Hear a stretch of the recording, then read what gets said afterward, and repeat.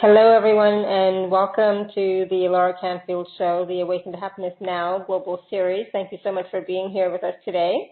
And today, I'm so excited because we have Elizabeth Locey back on with us today, and she's going to be talking about dragons and mermaids and elves. Oh my! Joining forces with the Fae to foster true prosperity. So I'm really excited about the conversation, as well as Elizabeth's going to be walking us through a potent exercise connecting us to our Mythic Companions, and then opening up the Akashic Records on this topic. So we'll see what comes through. And, we're going to talk about prosperity and what that has to do with alignment. How aligned are we with our values and our dreams? And that's one of the biggest factors in how prosperous we feel, no matter how our level of income is. And we're going to talk about how light workers are feeling right now, feeling less aligned with their fellow humans and societal values than ever before, but help has arrived from just beyond the veil. So dragons and unicorns and fairies, merpeople, elves, chimera, or Ouroboros, I know that name, Pegasus are all swooping in to help us to align to a new paradigm which rejects the hierarchies and oppressions of the patriarchal structures that are so omnipresent that they have become invisible and appear to be givens. So we're going to connect with these mythical magical companions and use their values as the armature of your prosperity. So we'll talk to Elizabeth about all of that and more. For those of you who don't know Elizabeth, she was on earlier this season, and I think she was on last season too. Like my mind is like, what? Yeah, so, so much fun, wonderful processes, wonderful energy, wonderful information from the Akashic Records. So Elizabeth is a Wayshower, Oracle, and Mythic Midwife. So we're going to be talking about, the mythic beings, right?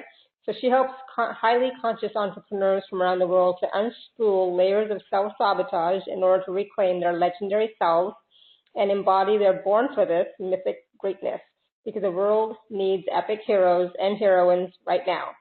And she had a distinguished 13-year academic career as an award-winning professor of French and Women's Studies. She's a well-known scholar and leader, and Elizabeth made a sharp right turn on January 1st, 2010, spurred on by the blue moon lunar eclipse of the night before. She quit her guaranteed salary for life job. With one click of the send button, she went from being a socially sanctioned wise woman as an academic and scholar to picking up her staff as a spiritual teacher, channel, priestess, healer, mythic midwife, and has never looked back. And Elizabeth has been featured on the radio and in telesummits dozens of times, and you can read her personal development work on her blog and in the best-selling volume Sacred Practices, The Power of Being a Woman, and Conversations That Make a Difference. So I'm so excited to be talking to Elizabeth again this season about dragons and fairies and mermaids and elves. Finally, I messed that up. But, we're going to talk about all those mythic creatures and how joining forces with the Fae to foster true prosperity, how we can all do that, and it is possible. So I'm so excited. So please open up your hearts, open up your minds, open up your energy fields to receive the energies and wisdom that are flowing already through the call and that will be continuing to flow. And open up your hearts to join me in welcoming Elizabeth to the show. Elizabeth, welcome. Thank you, Alara. I'm so happy to be here again. Thank you. Always such a pleasure. Your energy is so delicious. Aww. And I'm really happy to be continuing the conversations. Yes, I was one of your last speakers in season 11. I was on in December, and then I was your first speaker in season 12, and here I am back. I'm just gobbling up all your speaking slots. But, Yay. I'm super excited. This is important stuff, and this is the kind of thing that most people aren't talking about, which, it's fine for most people that they're not hearing about it because they're not ready for it. Mm-hmm. But your group is. And so I'm glad to be talking more about legendary prosperity. Last time we talked about getting in touch with your legendary prosperity through knowing that your not enoughness story really is a too muchness story, and how to kind of get over that. And this time we're going to kind of just continue that same storyline and talking about mythic companions. And so I just wanted to say thank you to all the listeners who are live on the line and listening later too, because if, without you, this wouldn't be happening. And I hope that you all feel aligned with this topic. I trust that you are, because otherwise you wouldn't listen. Anyway, so Elizabeth, just a quick question. Are you walking? Are you moving around? Nope. Is my sound funny? Yeah. There's a lot of crackling on the line all of a sudden. Let me take my headphones out and see if that's better.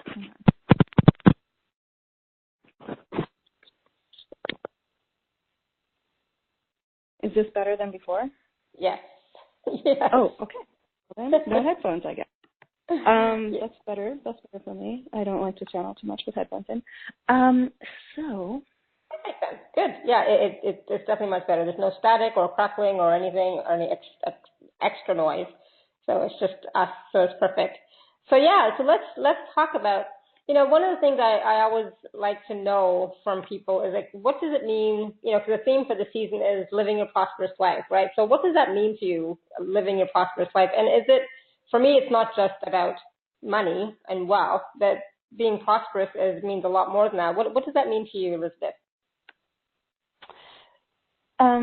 That's a great question, and I will answer it by starting with just a little thing about yesterday's new moon in Taurus, which was a supermoon, and Taurus is the sign of abundance and prosperity, and it's an earth sign.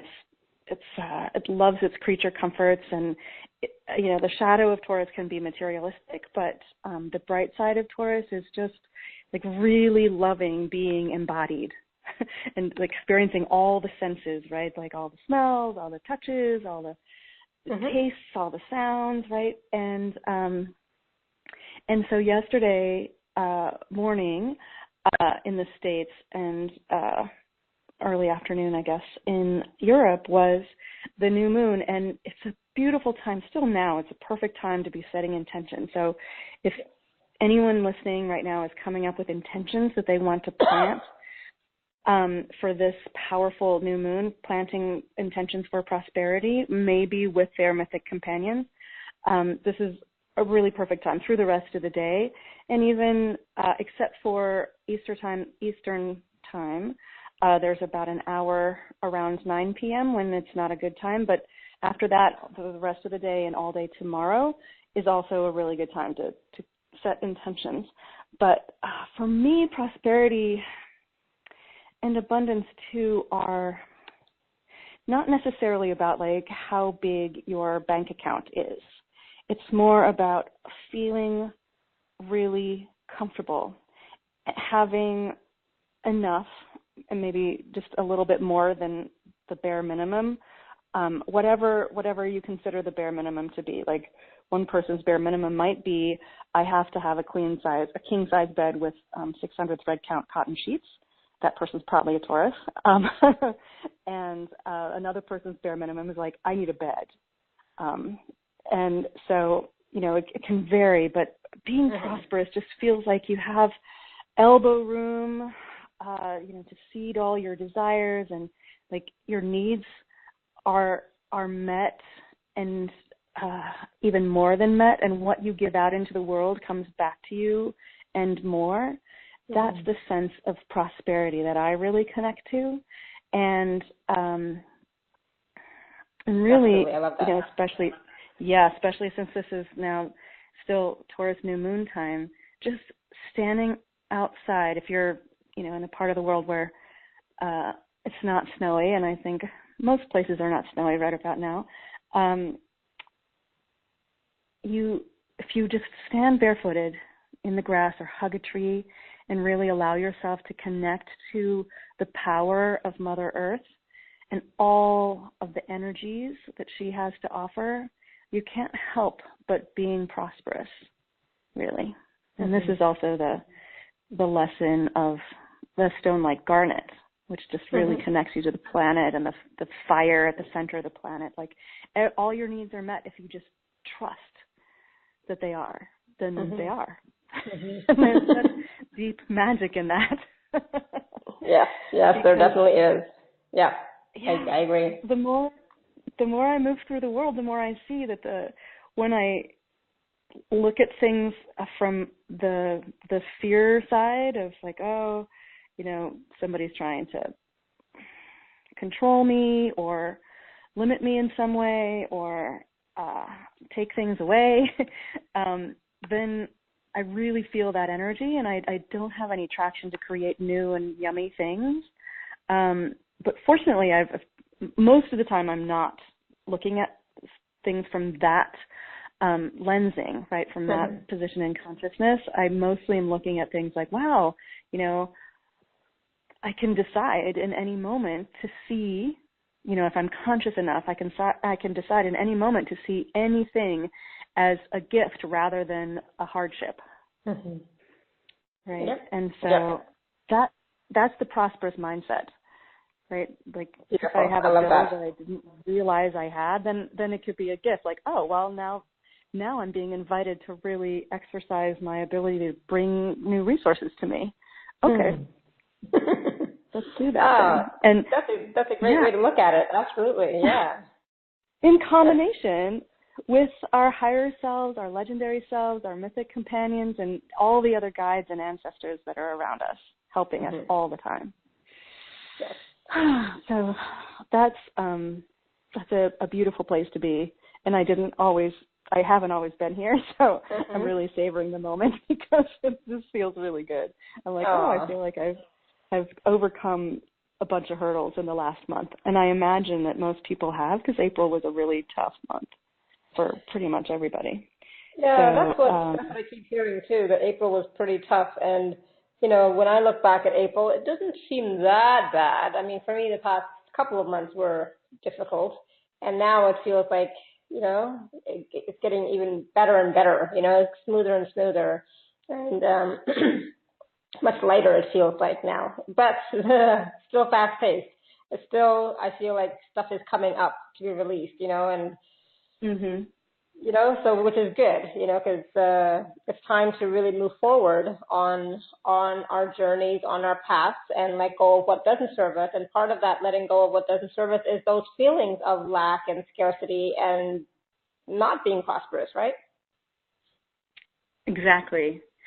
And there's an alchemy that happens when you put the lead of those fear-based emotions, like thinking that you don't have enough or that you're not supported or that you're not unconditionally loved, and just then melting them in that sort of crucible of your heart with gratitude and allowing them to become golden. And that's another, if I didn't mention it last time, that's another of the keys, I think, to prosperity is just really being grateful to everything and everyone around you for supporting you on your journey. And because when we pour gratitude out into the universe, it comes back to us in really yummy stuff, like connections or resources or just love poured back at you from people or animals or institutions even. So yeah, it's a beautiful thing. Oh, absolutely. Yes. Sometimes you receive gifts out of the blue, so like I received this beautiful pyramid that I posted, organized pyramid that I posted on Facebook yesterday. And it's gorgeous. It's beautiful. And, it's like, wow, I did not realize how big and beautiful it was going to be when, Karen told me she was sending it to me. It's like, okay, thank you. But wow, it's like so powerful. So it sits beside me on the couch here, and I have to hold it with two hands because it's like huge. But it's pretty powerful. Yeah, and when you're in that state of gratitude and appreciation and being of service, it's like the universe just provides. It's like the universe works through people to gift to you, and to give you more of what you're not even asking for, but that you sometimes require, and it's a beautiful place to be for sure. That's prosperity as well, right? Yeah. Just being in that place, having your receiving channels open. And I used to be this way, that I used to love giving, but be really resistant to receiving. And someone pointed out to me that was like always breathing out and refusing to breathe in. after a while you're going to pass out, and then your autonomic system takes back over and says, no, we breathe out and in. Absolutely. So, receiving is a part of it. Both giving and receiving are in the love end of that energetic spectrum. Not accepting anything and not giving anything, that's kind of stuckness, that's in the fear end of the spectrum. So, giving and receiving are both sacred and holy. And, So should we start talking about Mythic Companions? Yes. No, I was just going to say, so let's talk about alignment, because, people talk about alignment all the time. And what does that mean exactly? And what do you mean, prosperity has to do with how aligned we are, to our values and our dreams? And it's like, you think you are, but, if the prosperity is not coming in, that means, does that automatically mean that you're not aligned? How does that work? It's been my experience, both personally and with the people I've worked with, that if they think they're in alignment but things aren't working, it's because there's some resistance there. And it's more often than not their own resistance or my own resistance to something, right? And we keep thinking, and that's when we kind of throw it out of ourselves and say, oh, so-and-so, or the universe isn't supporting me, or so-and-so is supposed to, pay me or bring me this. But if it's not happening, it's always, always, always an inside job. And so I like to think of it as a kink in a garden hose. Like you fold the garden hose and some things might dribble through, but you're not going to get that huge jet of water, right, that you're looking for. And when you find that your jet of water has been reduced to a trickle, or just there doesn't appear to be anything coming through, that's an alignment issue. I mean, a hose, if it's coiled in a wide spiral, the water can still flow through easily. But if it's twisted or folded or kinked in some way, it can't. And those kinks are places where we're out of alignment. And I've just recently discovered this for myself. Thank you, universe. That when we're not in alignment, especially if we're, blaming something on the outside of us rather than owning the piece ourselves, that's why things don't work. And usually the piece that we don't want to own in ourselves is our resistance to whatever it is. So if you think you're creating the best thing since sliced bread and it's not really working, there is some part of you that needs to be loving the resistance that's there. And so a lot of light workers, and I talk to many, maybe not as many as you, Alara, because you have such a lovely network, but I talk to lots of light workers, and many of them are feeling like, okay, well, I just have to go off the grid and do my own thing, which is just fine, creating this kind of inner alignment. And in fact, I find that all these different administrations around the world, which are like veering way to the conservative end of the spectrum, like the far right and nationalistic ends, it's kind of a gift to the light working community, because before that we would maybe think like, oh, I should try to conform a little bit, but now it's like, okay, well, never mind. I have nothing to do with that part over there. So let me just create my own kind of operating system over here, which works for me. So being in alignment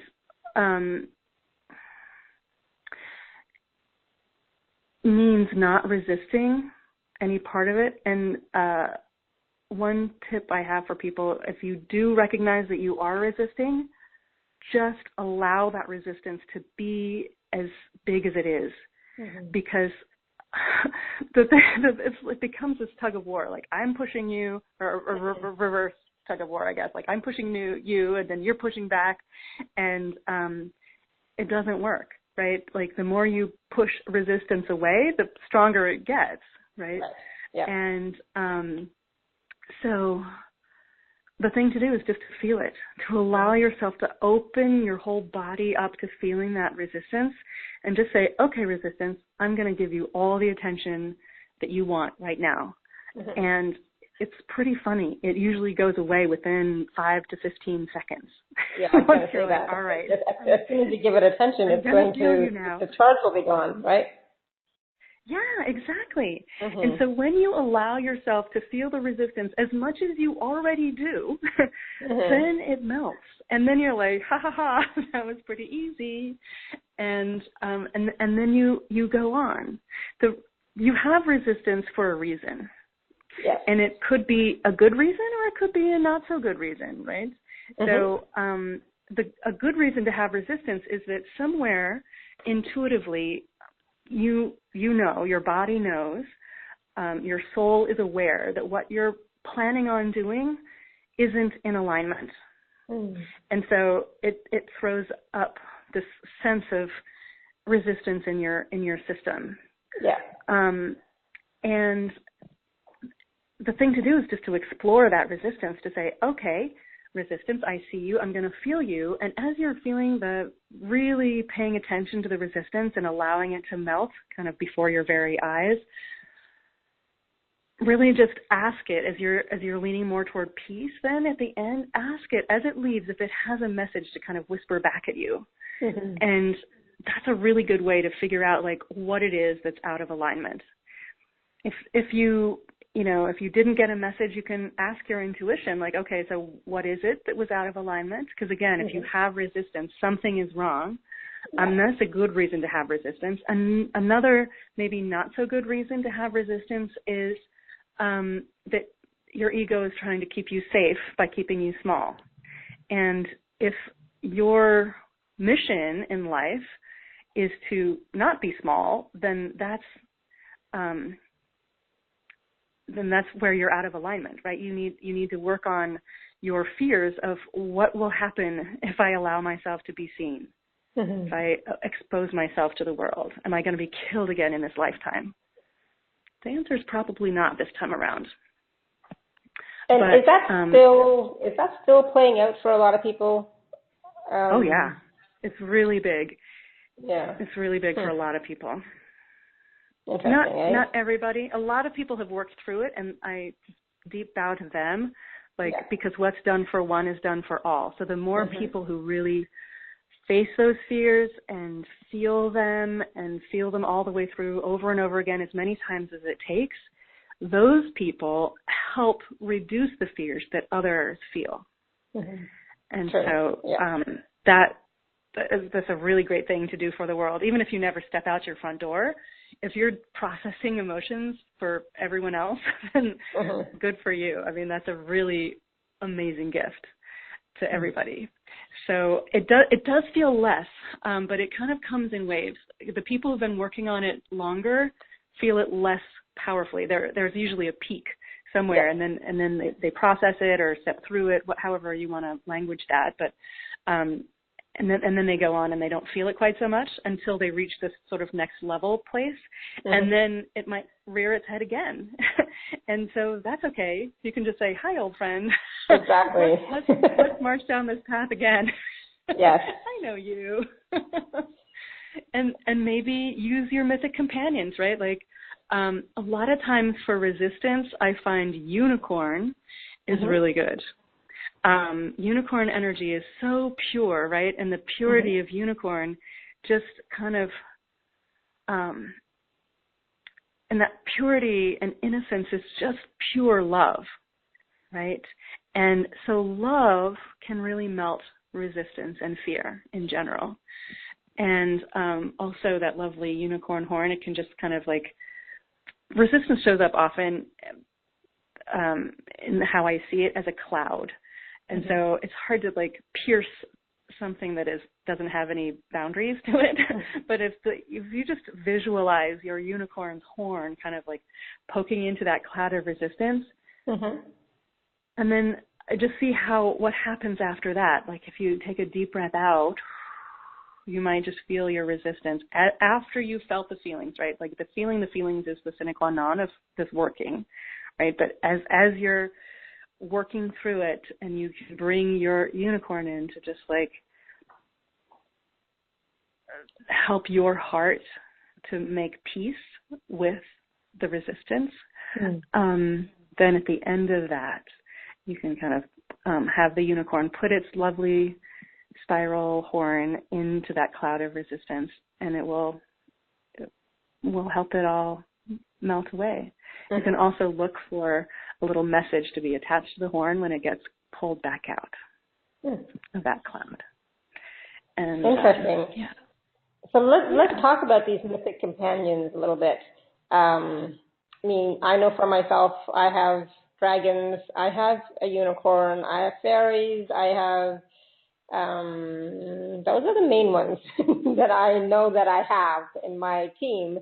But let's talk about some of these and how they can help us to bring in more prosperity or help us to have more prosperity in our lives. That's wonderful. I wonder if somebody who's live on the phone wants to kind of just raise his or her hand by pressing *2 to say like which one they have on their mind. Or you could start us off, Alara, by just mentioning. Well, I know you just mentioned a couple. Yeah. Maybe we start with dragon. Well, we have people with their hands raised, so let's. Oh, okay. Yeah. So let's go there. Let's go there. Let's go there. All right. So we're going to go to phone number ending in 6470. We're going to go to 6470. Hi. Hi, Claire. Hi there. Hi, Alara. So, as far as the mythic creatures, I have always been particularly drawn to unicorns. But okay. And I have a lot of garden gnomes in my backyard, but that's really my husband's thing, not mine. Although they're very cute, and I like them. Yeah, he can have gnome. You can have unicorn. And so, according to you, what are the principal qualities of unicorn? I mean, we talked about purity and innocence. Are there others? Well, they always feel really magical to me, I guess would be a good word. And gentle. Yeah. Would be another word I associate with them. Probably those two main ones, along with the others. Yeah, magical, gentle. I also think of graceful, innocent, and pure, right? And so if you were to really embody those qualities, what kind of a difference would it make in your life? If you just were more gentle or embraced more magic in yourself?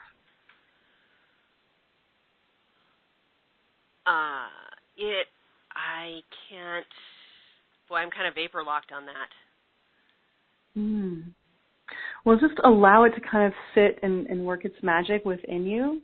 Okay. And maybe later you can check back in to tell us, like, what situations would it behoove you to be embodying more gentleness and really owning your own magic. Okay. Okay? Wonderful. Thank you. Thank you, Claire. Thanks. Yeah. You're welcome. Thank you, Claire. All right. Okay, perfect. So I'm going to, okay, here we go. All right. Interesting that, she picked unicorn. And they are graceful. They're also very powerful, And to me, that's the power that the unicorn has is of not forcefulness, but inner strength, Yes. Yes, absolutely. Absolutely. Yeah. Just by standing there can change the whole scene. Mm-hmm. If you've got some nasty battle going on and the unicorn appears and everyone goes, and their hearts shift in that moment because of the beauty and the grace and the inner strength of the unicorn, not by saying or doing anything, but just showing up that way. Just by being present. Yeah. Yeah. Exactly. Yeah. All right. Do you want to take another? Do you want to take another caller? Okay, hold on Sure. a second. second. So we're going to go to phone number ending in 5363. 5363. Hello. Hello. Hi. My name is Shar. Hi, Shar. How are you? Hello. So what, you want me to tell you what magical creature I'm influenced by? Or do you just read me? Which one?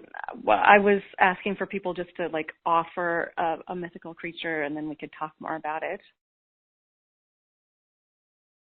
Well, a woman that did a reading for me told me that I was 98% Fae. I can feel that. So what do you think about that? Wow, 98%. To me, Fae implies the entire realm that includes fairies and elves and unicorns and mermaids, merpeople, and all dragons too, like all those sort of things that we consider to be legendary or mythical, but not available in our 3D world. And yet they're becoming more and more available. So you think that you're like the fairy style of Fae? Well, yes, but I also have an affinity for dragons. Mm-hmm. Yeah, more of an air dragon or an ethereal dragon, I can see. Well, I think that, the power that dragons have and wisdom, and maybe that very concentrated form of greed, in that one can focus on what one really wants in life and manifest it. That seems a dragon-like power to me. Mm-hmm. And I think the word greed people often do associate with dragons, but I mean it's kind of a loaded word, right? It implies that you're bad. I think that's just the dragon being the dragon, right? Mm-hmm. Dragons are powerful manifestors, and they're like, I desire this, and they have the focus and the power to go after it until they get it. Mm-hmm. And then hold on to it if they want to. And that's so exactly what I mean. Yeah. So instead of using the word greed, like for me in regards to dragon, I would just say really keyed in to their own desires, which is another way to be in alignment, right? Mm-hmm. They have no resistance to what they want. They're like, okay, I want this, I'm getting it, and now I have it. But humans are like, oh, am I allowed? Am I allowed to want that? Am I allowed to really have that desire? Am I allowed to want to be famous or, richer than Croesus or whatever, right? Mm-hmm. Am I allowed to, exceed my mentor or my parents or my other ancestors? Am I allowed to do something different? Am I allowed to have that desire? And that's where most of the resistance and out of alignment twisting comes from. It's like not trusting our desires to be in alignment. Doesn't it seem like there are so many stories, tales, and mythic stories about humans that do reach a goal or do reach, what they're striving for, and then they get shot down because it's considered hubris or something like that? Yeah, well, this actually will set me on a path of talking about patriarchy for the next 2 hours. So, thank you, Shar. Okay. Oops. Okay, no worries. I will regroup. No worries. Thank you, Shar. Okay, magic pixie sparkle. Yeah. Perfect. Yes. We can use that. Thank you. Oh, wow. What's interesting is, how Shar was talking about the Fae and, the fairies and elves and dragons and so on. Dragons are very potent beings, and in storytelling, they're regarded as bad and dangerous and stuff like that. But they're ancient and they're, so wise and they have such wisdom and power, and they can do a lot more than just lie around hoarding their gold, for example. You know what I mean? It's like, so sometimes when I always call in my dragons when I do energy work and healing work and meditation and so on and so forth, because to bring in the strength and the power that they have, and to bring in that energy of burning through, all those things that no longer serve us, or, that are old and stagnant, that kind of energy. It's a fiery, energy that can burn through anything, pretty much. So I love dragons. And, I was told, I love dragons too. I was told once, or once for sure, but that I was a fairy queen of fairies, in another realm, obviously. And it's like, wow, really? And so then I had seen myself that way, and it's like, let's bring some of those qualities to this plane, to this dimension, So, these qualities that we're talking about for these mythic beings, how can we embody, these qualities? How can we bring these qualities more into this 3D realm and work with it to our advantage and to the advantage of all of humanity? Well, so I think that really the easiest way to do that is just, if you're a visualizer, you can picture in your mind's eye the dragon or the fairy or whatever mythic being that you feel connected to. And if you feel connected, you can know that you are connected, because those kinds of things don't happen if there isn't a connection. And so picture in your mind's eye, really connect with. You can also just feel it if you're more of a feeler than a visualizer. You can feel what the dragon feels like, and really, if you're getting into dragon, you can kind of feel feel your body, even though in the 3D it's got fingers and toes and stuff. Feel like as though you have talons and wings and breath that is fiery. And every time I think of bringing dragon into my body, I suddenly get really grounded, really, really grounded. Dragons are amazing for grounding. Whenever I do healing work, I also call in my dragons just to bring my legs from my hips all the way down, deep into the earth, so that I am totally grounded and and not keeping any of the energy of the person I'm healing, and just putting it straight back into Mother Earth. And when you really feel like you're moving your shoulder blades, like you have, you're getting your wings ready to unfurl, and your talons, just for me, my emotional state changes a little bit. The dragon's eye is very focused, as Shar mentioned before, and it's really easy to focus on something when you inhabit or are inhabited by dragon. And I wanted to close the loop here when I told her that I could go off for 2 hours on patriarchy. I'll just say a couple words, which is that dragons predate patriarchy. And patriarchy is one reason the dragons left the 3D world. And they pulled themselves into a different realm that is not very far away. It's a slightly different dimension. But they're coming back, right? Because patriarchy is ending, right? And so they're here as these legendary creatures to help the legendary defenders of goodness, right? Peace and justice and equality and non-oppression, to really hold the world in that energy of wisdom and love. As the patriarchy crumbles and people start feeling unstable, like what happens when, you can no longer trust the electoral system, for example, or whatever.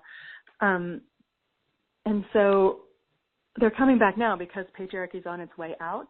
But the reason that the stories all say that dragons are greedy and dragons are evil and you have to kill them is because patriarchy, in order to really establish itself as the system, had to warp the story.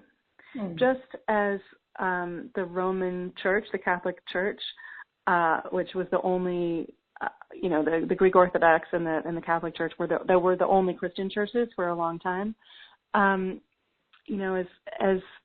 Christianity spread across Europe, the priests had to go about killing the people who, were still of the old religion, the leaders, and then telling the regular people that, their goddesses were actually saints and somewhere under Jesus, right? And they had to make the Virgin Mary a great mother so that the people who were, for, tens of thousands of years had been worshiping a great mother, they could have a great mother. And this is why, most of the most famous cathedrals in France are dedicated to Notre Dame, Our Lady.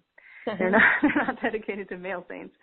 And because people wanted to look at and revere a woman from whom gifts could come. Well, the Roman Church said, well, actually, she was a virgin, so real women are, the source of all sin, blah, blah, blah. But there had to be a warping of the story. So these ancient creatures like the dragons had to be made wrong and bad in order for the patriarchal story to continue, right? And patriarchy is really interesting. It's fascinating that it's kind of crumbling now because all the pieces that are built into the system are made to maintain the system. And so it's really wonderful and kind of a shock that it is finally on its way out.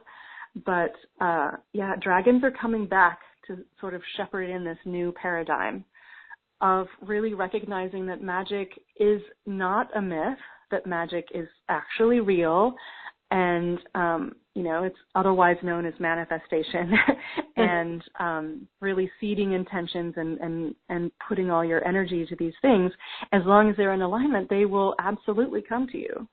We're in the midst right now of creating heaven on earth, which is a really exciting prospect. I probably won't survive in my physical body to see, a world in which money doesn't exist, right, in which everyone is taken care of. But I know that we're seeing that today, and even on this call, right? And so that makes me really happy.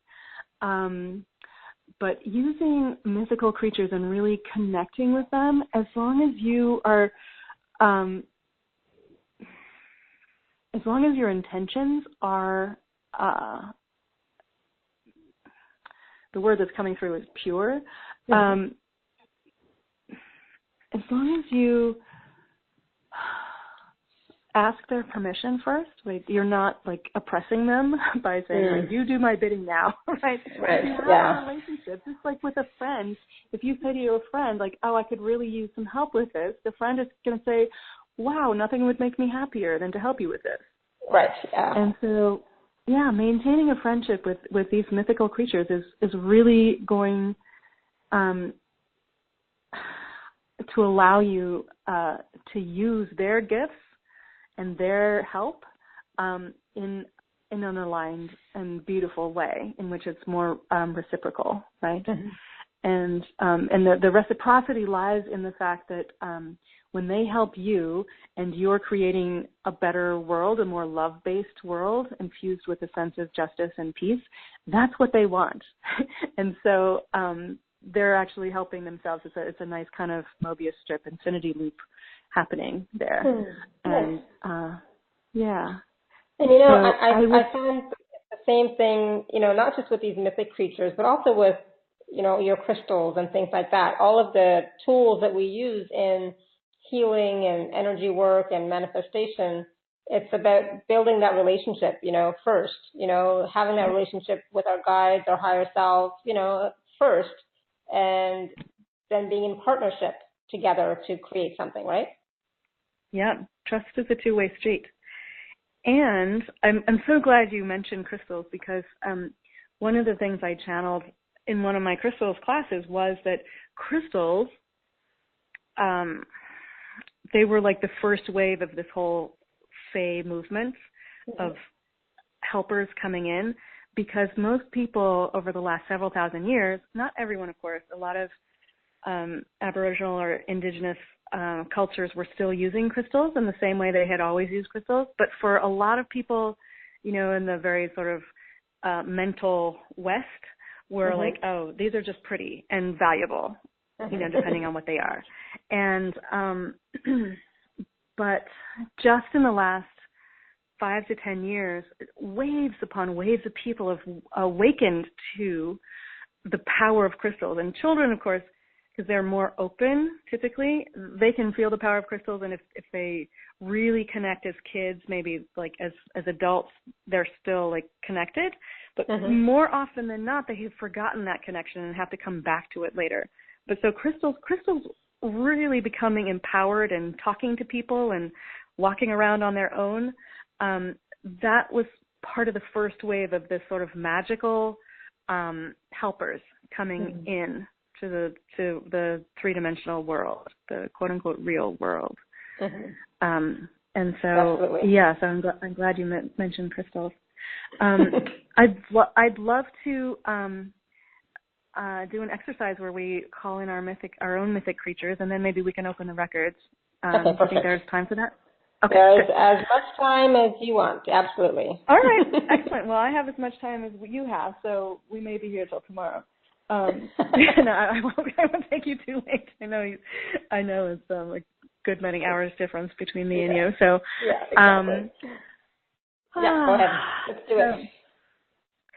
If you were on December's call and you were or have heard December's call with the legendary self, we're going to start that way. And why not do both? Call in our legendary self and then our mythical companion at the same time. So let's just do this breathing in the stars exercise where you envision in your mind's eye a desert night sky with just billions and billions of stars. Blow all the breath out of your belly, and then on the in-breath, visualize that you're pulling in, sucking into your lungs like millions of stars at a time. So breathe in. Feel all that light and cosmic stardust in your lungs, and then on the out-breath, watch it just traveling through your circulatory system, depositing the stars along with the oxygen in all the cells. Let's do it again. And on the out-breath, really see those stars going everywhere in your body. We're going to do this like 5 more times. So do it at your own pace. Breathe in 15 million or more stars. And see them depositing themselves everywhere in your body. One more breath, just like this. And on this out breath, let's send the stars. Determine where in your body there's a little more density or less light infused, maybe pain or tight or something. So breathe in the stars, and on the out breath, send the stars to that area of your body with your intention and focus. And do that 2 more times. Breathing in 15 million stars and really blowing them, inviting them to go to the place that feels a little more dense. And one last breath. And now you're totally illuminated. And if you feel like you're not Elizabeth Gilbert in her book Eat, Pray, Love said that her teacher in Bali said, "Is your liver smiling?" And if her liver wasn't smiling, she hadn't meditated enough. So if your liver is not yet smiling, keep breathing in the stars and watching them being deposited around your body. Make sure to send them to your back too, because that's a big part of you. And so if everyone's there, I'm just going to do one more breath. I just feel so yummy when I do that exercise. Let's just call in. Everyone just say, okay, legendary self, stand in front of me and visualize in your mind's eye your legendary self. Sometimes it changes, and that's fine too. And take a note of who that legendary self is. If you have wings or some kind of armor or a shield or a weapon or a staff or a wand or anything like that. And if you're carrying anything other than a weapon, just take note. You might even write it down for yourself. And now do 2 more breathing in the stars.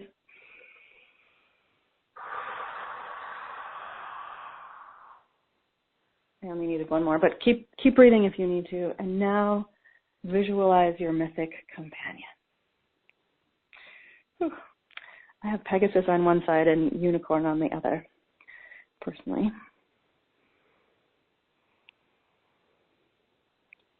And I'd love to hear from anybody what they got in the visualization.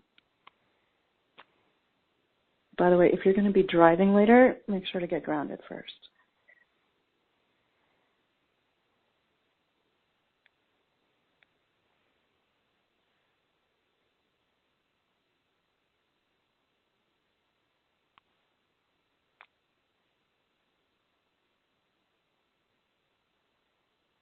Wow.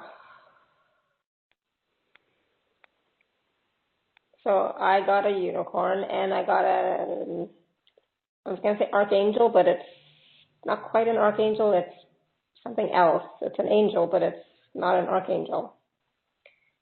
Mm-hmm. And did you ask it? I think it's a seraph angel. Okay, very good. Those are lovely. Mm-hmm. Beautiful. And I'm wondering if people are typing into the chat box or what they received in their short exercise. Oh, good. Well, we have some more hands raised. Okay. Well, I would love to take a caller. Or 2. Perfect. Or however many. Oh, yes. All right. So we're going to go to phone number ending in 5228. Let us know what mythic creature or mythic being you got. Hello. Hi. Thanks. This is Colleen. Hi, Colleen. Hi, Colleen. Hi. I saw the Phoenix. Beautiful. Mm-hmm. Yeah. It was pretty, that's really pretty powerful. Cool. Yeah. Yeah. Phoenix accompanies me a lot too. So it's wonderful if you can build a relationship. The more of these mythic helpers you have to build a relationship with, the more available they are in the moment when you really, really need them. Yeah, I was really working with Phoenix a lot earlier this year, all the way through March, because I was in a real death and rebirth kind of transitional moment.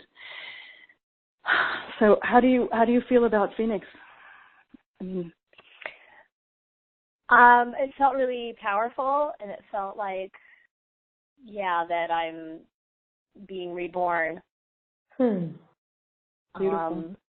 Or parts of me. Yeah, I mean I guess there is the death part. I forgot about that. But it's felt only really the death powerful. of the parts that are no longer aligned. Sure, right? sure. Yeah. Mm-hmm. Yeah. Well, it's great to hear from you, Colleen.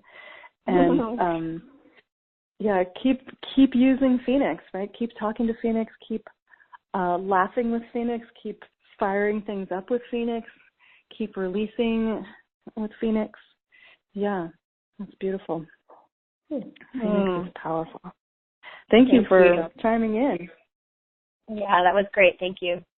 Thank you, Colleen. All right, and so somebody else wrote in the Q&A about they got a golden angel / higher self. Beautiful. And I forgot to ask people to see if they had a message. And it could be that we've kind of dropped out of that kind of cosmic energy right now. But if you can, wherever you are, just go back into that more meditative space, maybe breathe in the stars once or twice more, and really reconnect with that companion from the mythic realm, and ask them if they have a message for you. That's another great way to work with this. And ask for a general message, and then once you have that, now ask them for a message about your prosperity.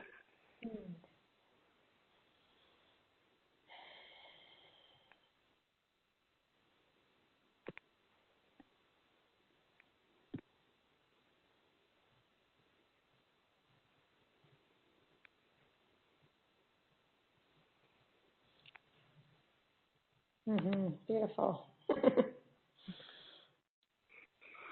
And if anybody would like to share, that would be wonderful. My message was about joy, just being in the joy of doing the work that I do, because I am so joyous and happy to be offering this legendary, really connecting people with their legendary selves and helping them to overcome all the things that have kept them from really, truly being these mythic heroes. And so that just brings me lots of joy. And my message from Unicorn and Pegasus, they're both white, and they just said, yeah, stay in your joy. And Pegasus, especially with his big wings, is so joyful. Just like, yeah, ride that wave. So I got a similar message, about, because I had a unicorn as my mythic creature. I don't like the word creature, but, mythic companion. And the message that I got was, you are so pure of heart, and not to forget that, and continue to be joyful and happy, continue to be light-filled is what they said, so, yeah, and it's like, okay, yes, I will, because, I am happy, there's no question, and so continue to do that, and the more that you do that, the more prosperous you are, because for me, I guess prosperity means being happy, being at ease, living a simple life, but enjoying the little things, enjoying the simple things, and that's, being at ease with that and being happy with that. And so they're like, yeah, continue. It's like, okay, I will continue being happy. Oh, wow. Okay, hold on a second. I have some other hands. We do have another hand. We have a message on the Q&A as well. Hold on. Okay, we'll go to phone number ending in 0046. 0046. Hello. Hi. Hi. This is Linda. I have a question. It's not really about the meditation, but a few years ago in a dream I was given an etheric dragon, and it stayed with me for like 2 weeks, and it was like I defeated it and everything. I mean, it was like real. It stayed on my shoulder basically, and then it flew. It told me, it said I have to go on to the other side of the world because it's going to have 40 babies, and that 40 babies just sticks with me, and it comes back sometimes, But the 40 babies, I wonder if you have any idea what that could mean. I have no idea. Like, and the 40 is there, 40 baby dragons. Well, 40 is an interesting number, right? And 4 is, numerologically 40 is a 4, and 4 is vibrationally associated with quartz. It's also that square, and the square is the most solid way to be, and so it doesn't surprise me at all that dragons, even an ethereal dragon, was telling you about 40 babies. But also, that when you said that, it brought me a lot of joy. Like, of course, the dragons are having many, many babies because more and more people are really, really, really desiring to connect with dragons, and they want to have their own dragon, or maybe a dragon that they share with just a couple people, right? And so, Linda, thank you for sharing that. Okay. Yeah. So the 4 would be more grounding than maybe maybe bringing the babies to Earth. 4 is a number of manifestation as well. That groundedness, you have to be grounded to bring stuff into the world. Oh, okay. Right? I got you now. That makes sense now. That makes so much sense. Thank you. That makes so much sense now. I never got it before. Good. Okay. Well, thank you, Linda, for sharing that. Yeah, and thank you for bringing in 40 more dragon babies. 40 more dragon babies. Yeah, that's awesome. Oh, thank you. It helps with the manifestation now. I gotcha. I got it. Thank you. Thank you so much. Thank you. Good. Awesome. Interesting. You never know what, sometimes it's interesting to see what these messages are and what they mean. So somebody wrote in the Q&A that they got a message. They said, my message was about possibilities and doors swinging open. Nice. I just got goosebumps on that one. That's really great. And then somebody else mentioned Nira in San Francisco was saying, I did not get a clear picture for a mythical creature or the legendary creature. So they're asking, what do you see associated with me because they didn't get anything? And is that okay that they didn't get anything? That's fine. It could be that you're not very visual. Like I happen to be a highly visual processor, and when I channel Akashic Records, I always ask that the information come to me visually. It doesn't always 100%, but to me, because I'm such a strongly visual processor, that's how it works best. It could be that you're not visual, but another thing would be maybe you just needed to do more breathing in the stars. Maybe your liver wasn't quite smiling. Yeah. Because perfect. Yeah. Yeah. What happens so is just that I was going to say do that process again. Do it again. Yeah. Of course. And allow yourself as many stars in your body as you need to let go of your mind. With your mind, that ego mind is the thing that says, "Oh, this isn't working. It doesn't exist anyway." Right? Even if your heart desires to connect, your mind can shut it down. Right? It can put that kink in the lawn hose, right? The garden hose. And so just keep releasing your mind by connecting to that really powerful cosmic energy, and just trust that it'll happen, and do it as long as you need to do it. And the thing that will stop it from happening is if you judge yourself, right? Like, oh man, I can't really do it. This is not working. If you're judging yourself, that's what the mind wants, right? It's like, aha, now I've got her. Now she can't do it. So when you just say, okay, I'm just going to do more of the breaths and not go into judgment at all, that's when you're golden. And just know that it's very human to judge, and it's also very human to doubt the magic, right? But that's why you're on the call today, is to learn to stop doubting the magic.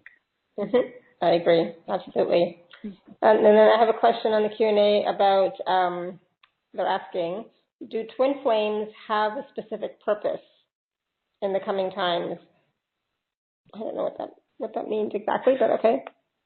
Well, So what I've learned in the Akashic Records is that twin flames are much less common than people talk about.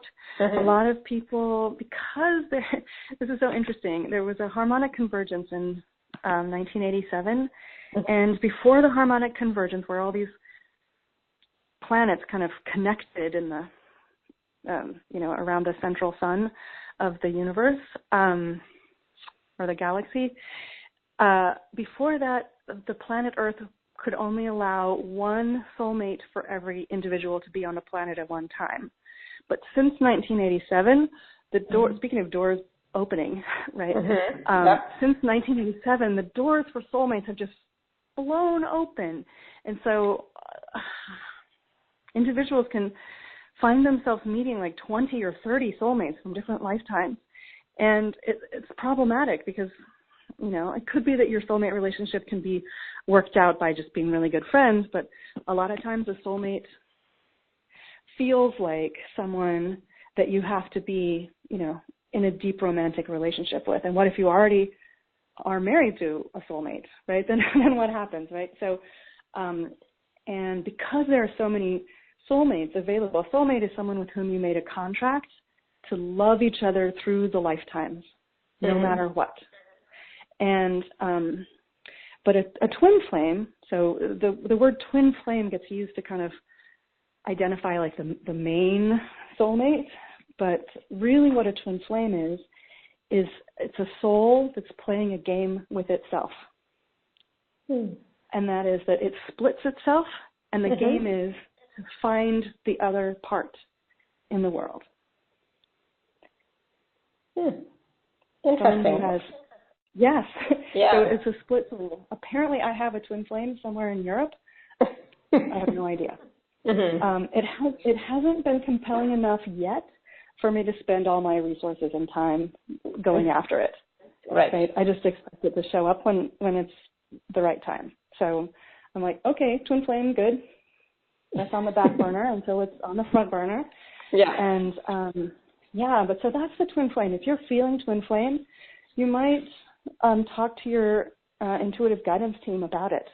Right? You can start that by really breathing in the stars until you feel totally gooey and like your mind isn't operating at all, and then just say, my guidance team tells me that. You can also, if you brought in a mythical creature like a phoenix or a unicorn, you can say, my unicorn tells me that, right? And then just keep talking or writing, and to really get clear messages from these entities that are here to help and that are hard to reach. Sometimes, our minds get in the way of the message, right? Right. Yeah. I agree. Interesting. Channeling the answer is pretty easy to do. You have to get out of that mind space. Right. That's the hard part. Yeah. Like shaking your mind off. and trusting the message that you get, instead of doubting, right? Yeah. Exactly. Exactly. That's the final step that seals it, right? And trusting the answer and then taking the action. Yes, exactly. Taking the action. And sometimes we don't know, it's total unknown, and we just get an insight to do something. And if you do it, you'll see what happens. I know for myself, when I get these little nudges or insights to do something and I do it, 99% of the time it turns out really, really good, better than I could have thought. There's sometimes that 1% where it's like, oh, that didn't turn out as well as I thought, but then I realized I had resistance, or I still have resistance to something about that, so there's some work to be done. It's like, I have the same experience. Yeah. I mean, if I'm in resistance, I'm like, no, I don't want to do that. And then I just let go and I do it anyway, even if what happens feels in the moment to be unpleasant or bad. I just have to relax into the knowing that ultimately it's a really good thing. Exactly. Right? And sometimes it takes hours or days or weeks or months to become clear on like the ways in which that was the very best thing that could happen. But it always is. It always is. So always trust. Trust. Absolutely. All right. So I wanted to take a moment to talk about the special offer. It's the same as the one we had earlier in the season, except we changed package C. So if you're on the live page, you can just click on special offer, and if you're on the phone, you can go to awakentohappinessnow.com/Elizabeth12. And Elizabeth, can you just walk us through a little bit of it? It's mostly well, so package A, I think, works really well with the Living a Prosperous Life theme of the season. It's a series of channelings that I did starting about a year ago, and I call it the Money and Sovereignty series. And at first I thought it was like the new paradigm economy, and I thought it was just going to be one call, but it turned into 3 calls. And in fact, it turned out to be all about sovereignty, about how trusting in your own knowing and holding exquisite boundaries that aren't oppressive to you or others, but just like really being able to speak your truth and know it and hold to it, how that is the thing that has the most effect on money, in the appearance or disappearance of money in your life. And so it's like 8.5 hours worth of channeled materials. Well, 8.5 hours worth of calls in general on three calls. And the first one is a general call because I didn't know it was going to be 3. The second one is called Divorcing the Patriarchy, and because patriarchal structures are at the base and heart of this old paradigm that's crumbling. And then so it's about like how to really overcome these mindsets that come from this old system that's really no longer, especially for light workers, it's no longer valid. It hasn't worked for you for a while, and so why continue to function according to those quote-unquote rules? And the final call is about the sacred marriage, how to merge your masculine side and your feminine side and stay in your sovereignty to really create the kind of financial situation that you've always wanted. It's very powerful. And each of the 3 calls begins with a healing. Sometimes it's like half an hour long, this healing. And you can walk yourself through those healings as many times as you want or need. And they're really powerful. And so there are 3 different healings on each of the 3 different calls. And so that's package A.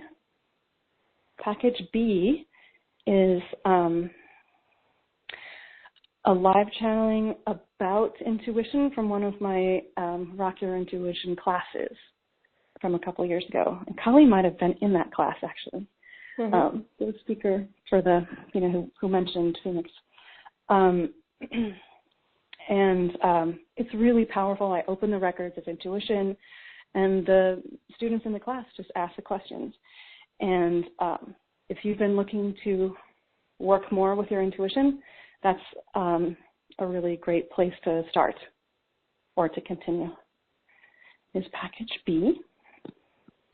And package C is it's a one-on-one session with me where we call in your Mythic Companions and ask a couple questions about them, how to use them.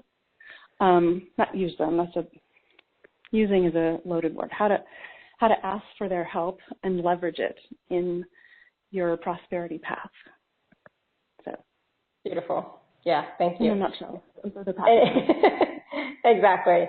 And so, what's interesting about this package is, it's about, how sometimes right now, the series is about being prosperous, and for most people, they think prosperity is money, right? And so this is about owning your money, right? And owning your sovereignty, being a sovereign being, being a sovereign being means you are creating your reality. You are very powerful, and you can have whatever it is, that you desire and choose to have, right?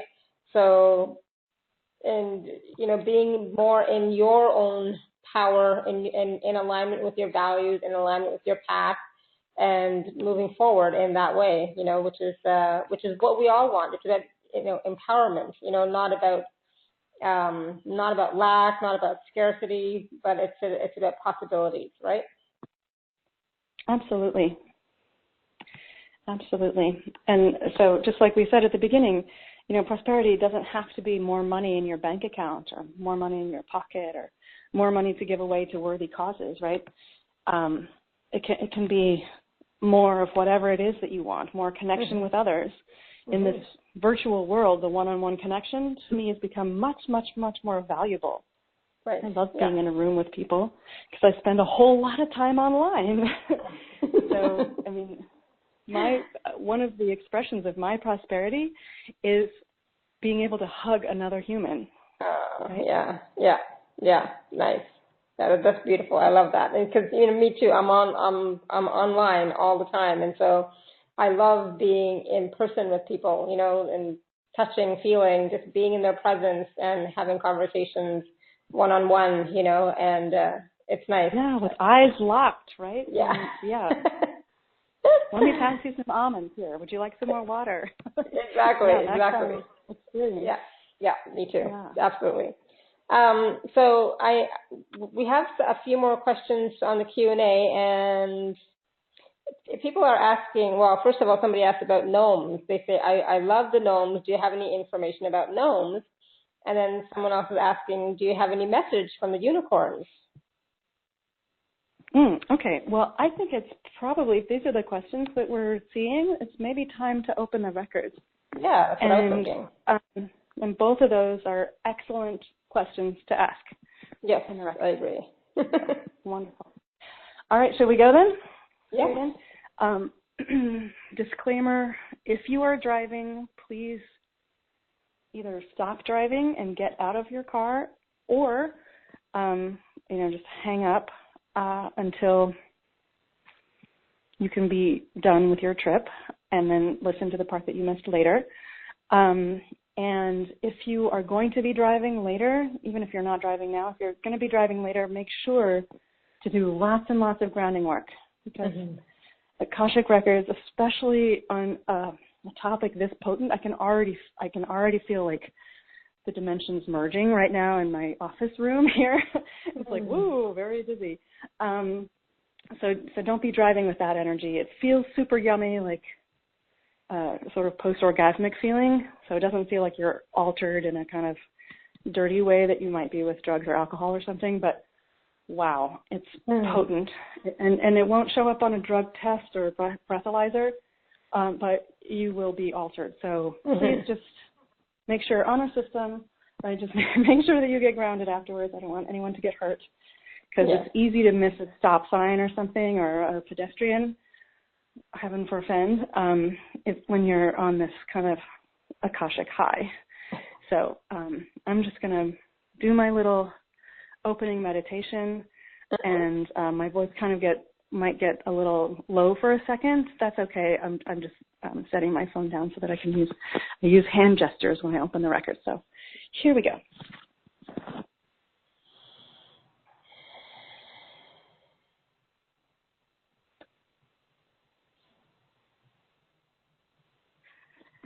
Okay, well, that was super fast.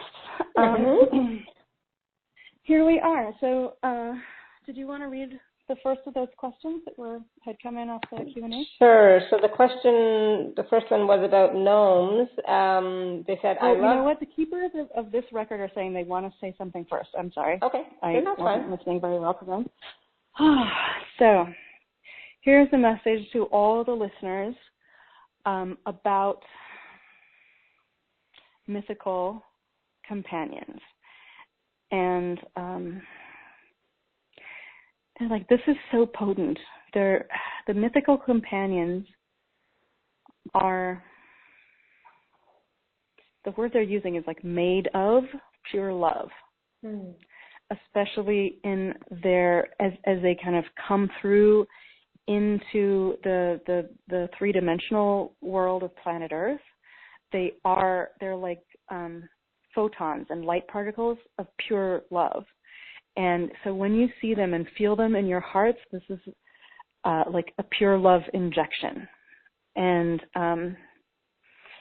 they're only here for good. They're here to support this turning of the age and the tipping of the balance the energies on planet Earth from fear-based to love-based. And even though they don't weigh very much, love, the energy of love is more kinetic, they're saying. And so the activity and the movement of this kinetic love, rather than kind of sludgy fear or heavy, dense fear, makes it so that love, even though it doesn't have doesn't have weight to it, in the sense of like a rock has a lot more weight than a leaf because it's more dense, but it somehow it tips the balance anyway. And so let me see if there's anything else I wanted to say. Oh, yeah, just whenever you connect with your mythical companions, whether they're fairies or elves or Ouroboros or dragons or unicorn, whatever, you can know that use it as this joy elixir, right? And if you need to take your joy medicine on a daily basis, definitely do. Like, put it in your calendar to connect with these mythic companions. And they can shift from day to day. And you can also know that if you are really connected to unicorn, you can know that you might have been a unicorn in another lifetime, in another realm, even on Earth many thousands of years ago. Or that you were best friends with a unicorn in another timeline. And they're having me use I want to say lifetime, and they're saying, nope, it's timeline. So it could be in a different dimension that is happening synchronously with this one. So there you go. And so that's their opening message. And so can you go ahead with the question? So the question was about gnomes. Yeah. Anything to know about gnomes? Well, so gnomes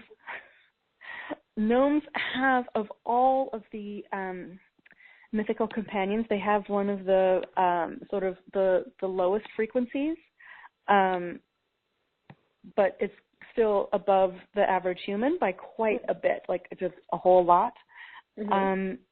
Because they're more light filled. They also have a sense of humor that can be sardonic. They're tricksters. Gnomes are. They love to move things around so that humans think they're crazy. Like, wait a minute, didn't I put that here? Why is it over there?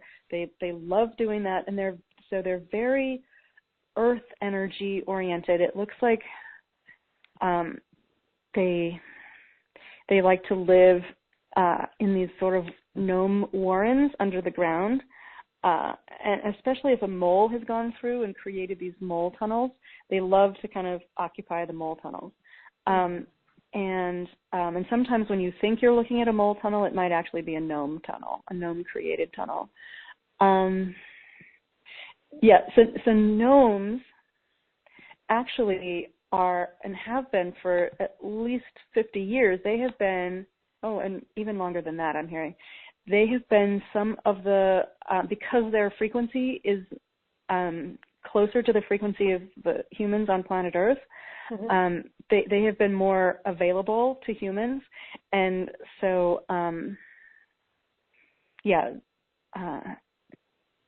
gnome sightings don't happen very often, but they've been around. They've been interacting with humans in a kind of secret, playful, and trickstery, jokery kind of way, like playing jokes or playing tricks on people.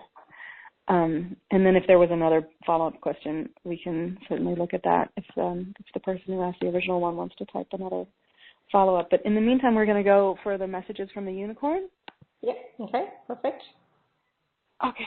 And so the first thing that's coming through is that each person who connects to unicorn has her or his own messages from her or his own unicorn or unicorns. They might have several.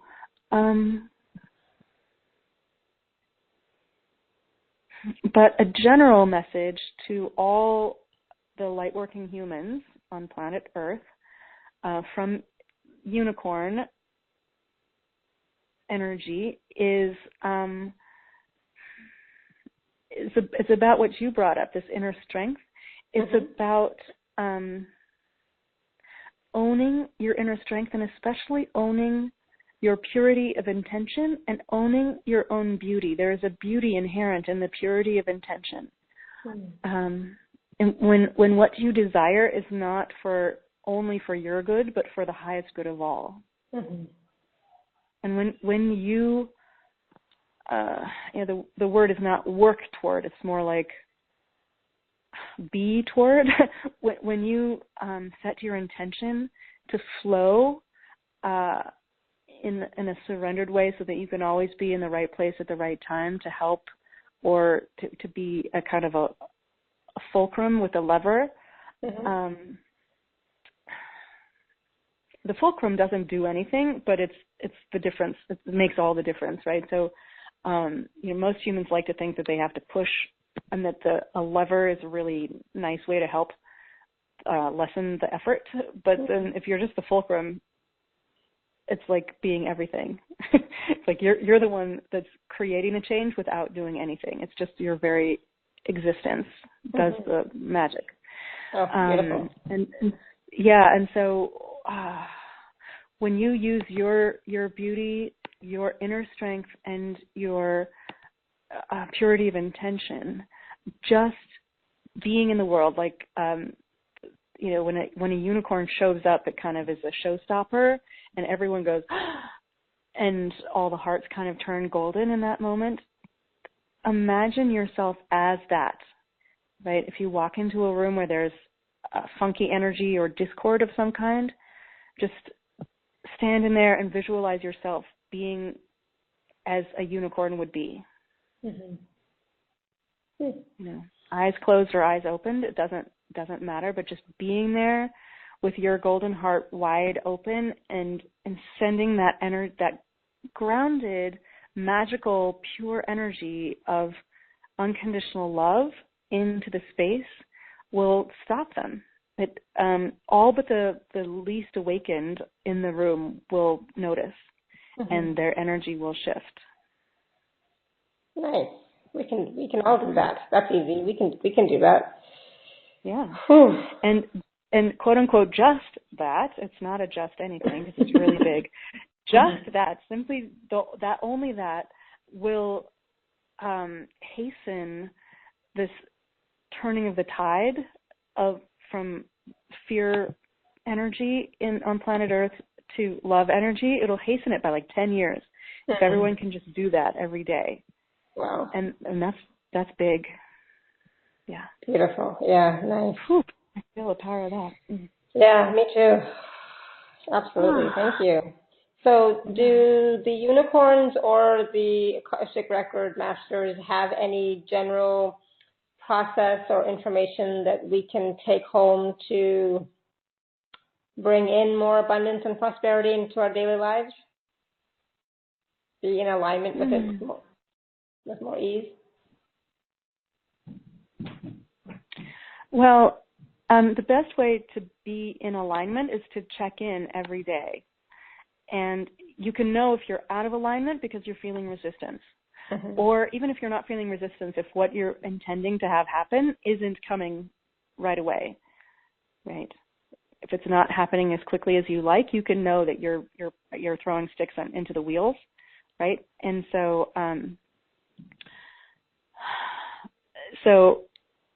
if you feel like everything is rolling really smoothly for you, like smooth as silk, then you can know that you're in alignment. And then the thing to do on that day is just to beam gratitude to all of your helpers. Angels if you work with angels, unicorn if you work with unicorn, all your guides and everyone else, just beam gratitude and thanks, right? And then if you are experiencing a schism, a gap between what you desire and what is actually there in your life, that's when you know you're not in full alignment, And don't go into judgment, go into exploration, curiosity. Like, okay, well, I see that I'm not in alignment. I'm not going to judge myself for that because I am human, and that's, humans they're afraid and therefore they resist all the time. That's part of what being human right now and for, many thousands of years has meant. So let me just explore what it is that is the misaligned piece. And at that point, you're going to ask your guides, including these mythical companions, to give you insight, right? And you can do the breathing in the stars and just say, like, my guides tell me that, or my ancestors tell me that, or my unicorn tells me that, and just keep on writing or just saying it out loud, right? You can be walking down the street and doing this exercise if you want. And or even just in your head, if you're in your yoga class and suddenly you're like, I should ask my phoenix something, right? And you can just say, my phoenix tells me that, and maybe don't speak it out loud because that might impinge on other people's experience of the yoga class. But if you hear it in your head, just take a note, right? And then be grateful. Always express thanks, and then apply whatever thing your guide told you to do.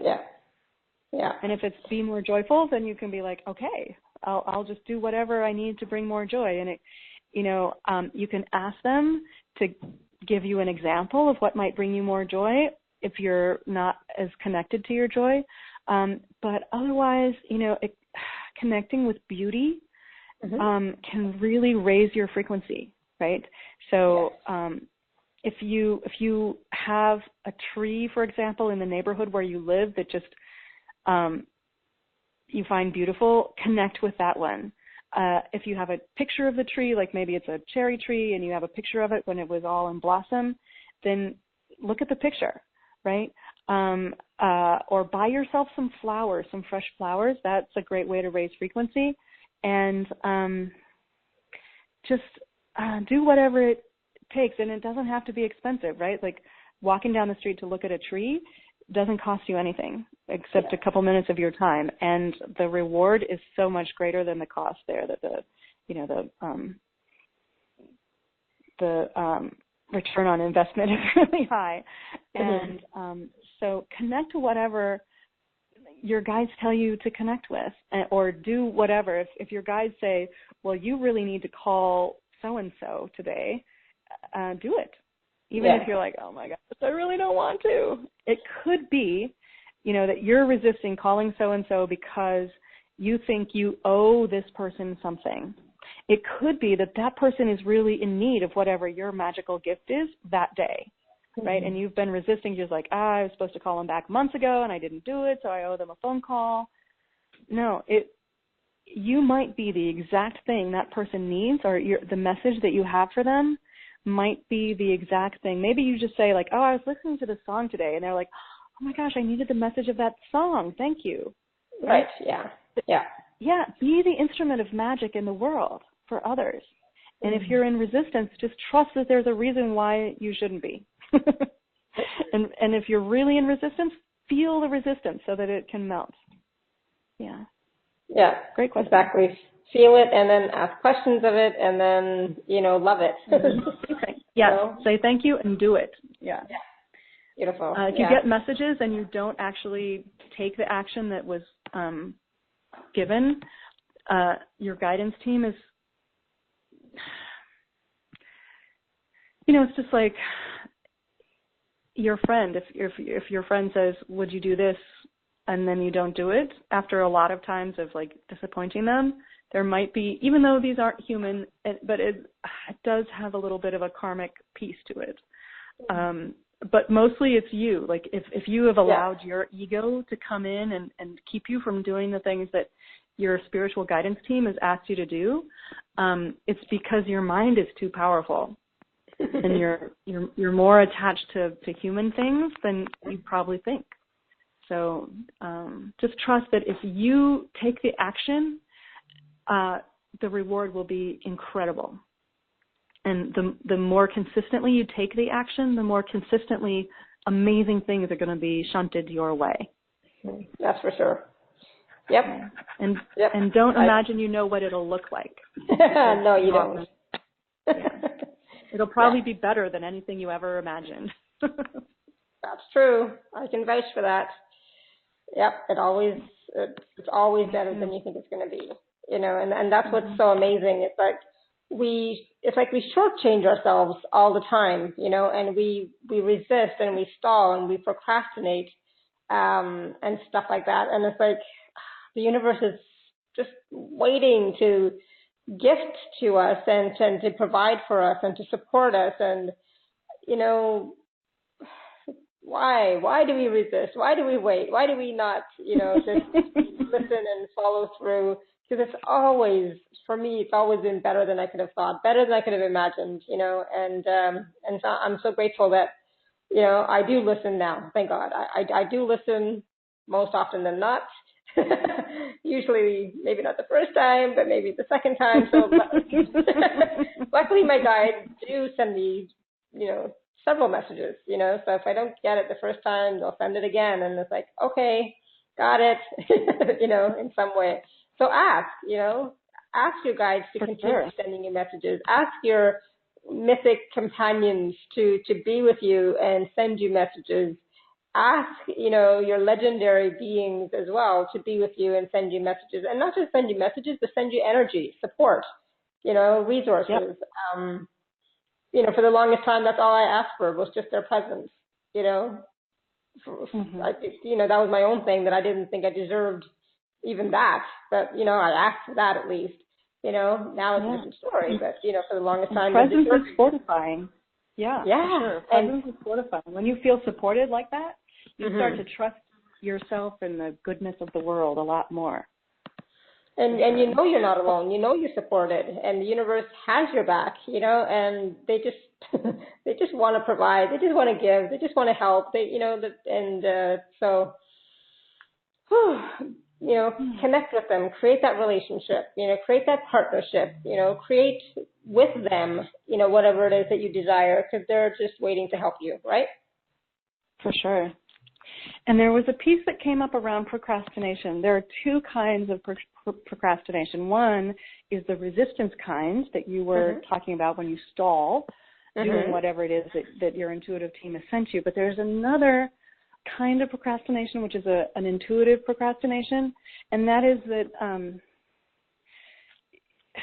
you procrastinate, so-called procrastinate, is really just like listening to the divine timing. Mm-hmm. And for example, even well before I was really connected to my intuition, I mean, it was connected to me, right? But I wasn't connected to it. Yeah. It kept sending me unconscious messages, but I wasn't necessarily aware of them at the time. But when I was a university professor, I needed to publish a monograph to get tenure. And a monograph is something that is a book that you write all by yourself. It's not like a book where other people contribute chapters. And but publishing houses, it's even worse now, but even then, we're not interested in publishing monographs. So it was a requirement, but it was one of these things like you can't even hold that brass ring because it's not available. It's not within people's reach mostly. And so I had been, quote unquote, dragging my feet about sending my book proposal out. But one day I was at a conference and I walked into a book display, a stall from a publisher, and I was like, now. I just heard now. And so when the woman was free, she was talking to another person at the time, and so I kind of like was browsing, and then when she was available, I just said out loud, do you ever accept book manuscripts? And she's like, actually, I am starting a new series on women writers, and so tell me about what you've got. And it was perfect, and I was one of the first books in her series, and it was so easy. Yeah. And I was afraid to tell any of my colleagues while I was still a professor about this because I felt I might have been murdered in my sleep by several of them. Because it was so easy. Yeah. Yeah, because some of these people had been just like crying tears, of blood, right, trying to get their books published. And then they would resort to self-publishing, which is not as good, right? But, it was so easy for me. I just waited until I got the green light. And when I did, it was just super duper easy. So sometimes procrastination is actually just listening to the flow of divine timing. And so when you notice that you're procrastinating, get really clear with yourself. Like, am I procrastinating because I'm in resistance? Or am I procrastinating because it's really not the right time for this? Yeah, and that's a great point. It's about tuning in and asking questions. Yeah, always. That's a good distillation of this whole call, actually, tuning in and asking questions. Probably the whole spiritual life is all about tuning in and asking questions. Exactly. It's about getting out of your head and what we normally think all the time and going within to our heart space and asking questions from there. I talk about this all the time, so, my listeners, they know this. This is not new, but it really is one of the most important things, apart from, being connected. That's number one. Connect to spirit, connect to source, connect into your higher self and guides and yourself. That's number one. And then ask questions. Beautiful. Beautiful. Yeah. Thank you. Yeah. It's like, wow. Well, is there one last question, or should we just see if there's any final message from the keepers? Yeah, is there any final message from the gatekeepers, from the Akashic record keepers? I never know what to call them. There are so many different names. There are many different names. I usually call them keepers, but other people call them masters. Other people call them guides, and they are all of the above, right? Yeah. Other people call them guardians. And that's how I see them too. Let's see. They're really just expressing joy that so many people are really connecting. They said, this message landed, the message about really connecting with this other realm that is poking its nose, or maybe in the case of dragon, its snout in. Yeah. And so the people who are ready for this and who are meant to be really working, co-creating with their mythic companions, it's time. And so the keepers are really, really happy that so many people, this message landed for so many people. It's like a lot of you were maybe on the fence about doing this, oh, that could possibly be silly or a source of judgment from myself or others. But, it's really just all about joy. And especially if you have children in your life, they're not necessarily your own kids, but children are very clear that fairies are real. And if you help them to not be infected with a virus, that 3D virus of magic doesn't exist, that would be great. If you can inoculate them by showing them that adults really do understand and really do use magic and mythical companions in their lives to create really juicy, yummy things for themselves, that will inoculate them against the lessons that they get in the outside world, that life is hard, no pain, no gain, right? And so it's important to really support the little ones who actually can see the truth much better than the ones who've been kind of infected by the small mind and the small heart of the patriarchal world. So, and just go out and be joyful, play, be free, and dance. That's they're showing me this thing about just dancing in a circle with your mythic companions and all your guides and stuff, and just really so often the spiritual path seems to be one of seriousness and the sacred has to be quiet, right? But the message here is no, the sacred path is one of pure exuberance, right? And, being quiet and dour is not. That's actually a patriarchal thing. Yeah, to keep people from joy. Yeah. Yeah, and I used to be like that forever, but 6-7 years ago, more joy started coming into my life, and I started experiencing more and more joy, and that's when my whole life started shifting and changing. And so I totally believe in, happiness, obviously, because awaken to happiness now, and joy. Yep, That's definitely wonderful. joy, more ease, more happiness. That's important. And from that space, then you can start to create more and more. But you have to. It's necessary to be in that space, in that state of joy and gratitude and happiness first, as much as you can. Absolutely. Yeah. Mm-hmm. Well, I'm going to shut these records now, and I just want everyone where you are, because mostly you've not heard right now. Your mic is closed, muted.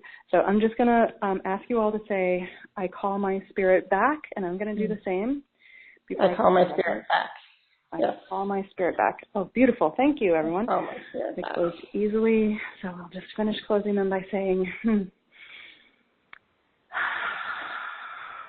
Oh, I don't know if you all can feel just this flood of joy coming out. It's really, really yummy. Okay, so I'm closing the records now by saying, love for life and all it holds. We step back into the world with love and joy. Amen. The records are closed. Thank you so much, everyone, for adding your energy to this. Beautiful. Thank you. Really honored. Yeah, that was fun. I really enjoyed doing that, bringing in, the mythical companions, because it is magical, and that creates more joy in your life. It creates more lightness in your life when you know that these mythical companions are around and are available and are with you to support you. It's less serious. It's much more fun, even though a unicorn can seem really serious. But if you go, really deep within, the power and the strength that the unicorn has, and the gracefulness, and within that is that joy, is that love. So it's beautiful. Yeah, it is. And I just, unicorn is so present these days. In the States, Starbucks has started this unicorn frappuccino about a week ago. Yeah, and it was so popular at my local Starbucks that they sold out immediately. They're like, sorry. They had a little rainbow between clouds saying, sorry, no more unicorns today. and people were really expressing grief at not being able to have a rainbow colored frappuccino. I'm not a frappuccino drinker, so I didn't ever taste the unicorn frappuccino even while it was around, but I just love how, and then yesterday, I think, or the day before, I was in Target, and there was a unicorn nightlight. It had a couple of holes drilled in the horn, and you would put a light bulb inside. And I'm like, okay. Yeah, so unicorns are so present. Dragons were kind of before unicorns. So many kids, boys and girls, were connecting with the power of dragons, and it's just wonderful to see how, it might feel. Some people, I can feel in the collective, some people resenting that unicorns are so available. It's no, that's my special friend. But really, everyone should be really happy that dragons and unicorns and other mythical companions are really more available. They're saturating the 3D world that we live in right now. Even if you feel it's just crass marketing, it doesn't matter. The fact that these are joyful, magical creatures that are showing up everywhere we look is a really good sign. Just a really, really good sign. Yeah. Yeah, absolutely. It does bring more joy, and that's what we need, more of that, to lighten up the seriousness of what's going on in the world, and sometimes in our own lives, So anywhere that you can bring in these mythical companions to even bring in more lightness, bring in more joy, and just knowing that they're there supporting you and asking for their support, is going to help. It's going to lighten you up and raise your vibration, and that's I think the biggest thing with working with these mythical companions is that they will automatically raise your vibration as soon as you connect with them, right? Yeah, absolutely. And connecting with them whatever way. Like if you're connecting just by ordering a unicorn frappuccino, there's at least that, Mm-hmm. Yeah. And I kind of I almost am regretting the fact that I didn't get the unicorn nightlight. I'm like, that's such a beautiful thing with the light coming out of the unicorn horn. I might have to You can go back. Yeah, exactly. You can always go back. Yeah. I left it behind because I'm like, well, I don't know. I already have a salt lamp in my room at night. I probably don't need 2 lights. But really, I mean, the unicorns do bring so much light in that I thought later as I was thinking about it, I was like, wow, that's so perfect. Exactly. It's so symbolic. Yeah, why not? Why not? Indeed. Yeah. Yeah. I agree. Checking in. Yeah, no, this was wonderful. This was so powerful, and just knowing that, more and more of these mythical companions are now flooding the planet, are now bringing their energies, that will help to raise the vibration of the whole planet. But not just that, those people who may not be that aware, at least they're going to start to become a little bit more aware. They're going to start to wake up a little bit more, or at least just, feel some of the magic that's available, right? Right. They might, even if they weren't connected to unicorns before, they might say like, well, everyone's ordering these crazy unicorn frappuccinos. Maybe I should have some. Exactly. Yep. It's little a great by way little. to start. Yeah. Little by little, baby steps, whatever it takes. So yeah, please do try and connect more with your mythical companions, in any way that you can. And sometimes it's just asking for their presence to be with you until you feel more comfortable with speaking with them and creating that conversation. Just start somewhere, it doesn't really matter. And then if you'd like to work with Elizabeth, you can look at her special offer and see which of those offers resonates with you more. So that's available at awakentohappinessnow.com/Elizabeth12, so that you can work deeper with Elizabeth in some of those offers to really, get more connected to money and prosperity, to your intuition, to your mythical companions, and see where you can go from there. Because it's a beautiful time. I think you mentioned that at the beginning, Elizabeth. It's such a magical time. It's a great time to be on the planet. And there are so many possibilities that are available to us. And especially right now, the energies are changing. I think next week, Mercury goes out of retrograde. So that'll be good. I know people are just waiting for that. So that'll be good. We're right now still in the new moon energy. So you can still, make your intentions for what it is that you desire. And take advantage of that, take advantage of these energies and take advantage of, I hate to use the word advantage either, but, work with these energies to your advantage so that you can create the prosperous life that you desire, right? Co-creating with these powerful energies right now is the perfect time. And, one thing I didn't mention, so it's the new moon in Taurus, and Taurus is ruled by Venus.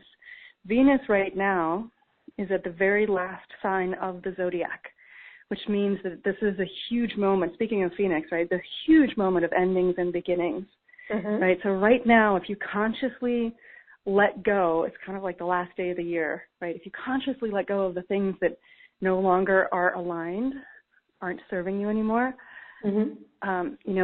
today, maybe even early tomorrow, before Venus, because she's now moving forward again, before she hits the first degree of Aries, which when it's the sun, that's the vernal equinox in the northern hemisphere. It's a really potent, like couldn't be more potent time for closing off, like consciously closing off the old you or the old patterns or the old cycle and stepping across the threshold into the new. Beautiful. And you can create it. Yeah, that's powerful. Thank you. Yeah. Thank you. That's a powerful time, and thank you for that, because so we'll just go with that. Yeah. No words are necessary. Just like feel the power of it. Exactly. So thank you so much for that last bit of information. I think that is really key, really important. So if you missed it, go back and listen to the replay. But we're at a very special time right now, so please do, let go of everything that doesn't serve you. Anything that doesn't serve you from the past, let it go consciously. Work with the energy to help you to let it go. Use your words to let it go, and have that commitment, and decisiveness that, that's it, I'm done with that, in a loving way, in a loving, compassionate way. And make your intentions. Including, I'm hearing judgments, right? And I was just going to let you say the last final thing, but what's coming really clear is judgments and these things that you used to think are oh, that's silly, or that's wrong, or that's not good.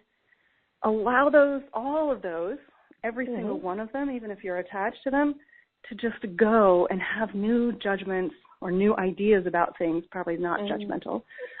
Just grow up in the, plant the seeds of, having really clear new eyes when you see things.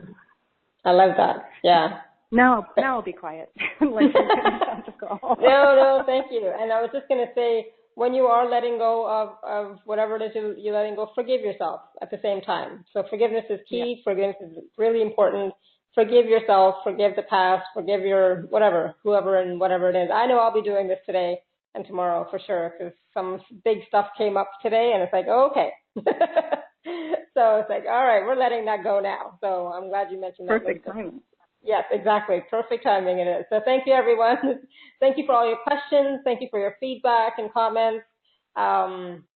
Wow. Yeah, thank you. And thank you so much, Elizabeth. And thank you to your team as well for their help and support, during this call. So it was such my wonderful. Pleasure. Thank you so much. Oh, thank you. All right, everyone. Continue to live your life filled with joy, peace, love, abundance, and happiness. And we'll see you again tomorrow. Tomorrow is actually the last call of the season. So be here for the last call. And until then, sending you all much love and blessings always. Bye for now.